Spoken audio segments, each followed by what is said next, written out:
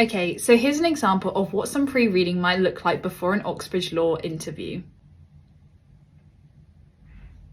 And today we're just going to be focusing on the beginning bit. A person commits an offence if he dishonestly makes a false representation. When discussing pre-reading, the interviewers may want to hone in on certain words and get your thoughts on what it means or how it might be applied.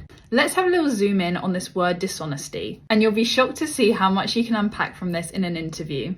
A good starting question you can be asked is, what does dishonesty mean to you? And honestly, there's no single right answer, and that's what they're testing. For me, I would start this by defining the word how I understand in everyday life, so ideas of not telling the truth, lying, saying something that's incorrect. But I may also bring in this idea of intention, so the person knows they're saying something that isn't right, rather than thinking you're saying something truthful.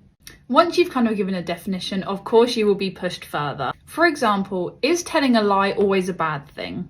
From here, there's lots of different things you can explore. For example, what if you're lying to protect someone or to make your friend feel better? Should we judge it by what the person intended or how society views the lie? If I say a white lie to a friend, if that's technically dishonest, should I be liable under the Fraud Act? That feels a bit funny. From these discussions of kind of the limits of dishonesty, I might be asked then, can a statute ever really define what the word dishonesty means? And here you're kind of talking about the limits of legal wording. How precise should the law be? Should we allow for that flexibility, or should we really nail down a definition for people to understand what's going on? And finally, you may be brought back to the overall statute itself. Given my definition, how should dishonesty apply? And explain how you would interpret the word if deciding whether someone was guilty. Again, I might kind of discuss ideas such as whether there should be a minimum threshold, whether we should or shouldn't allow little white lies, or whether maybe it depends on the impact it has.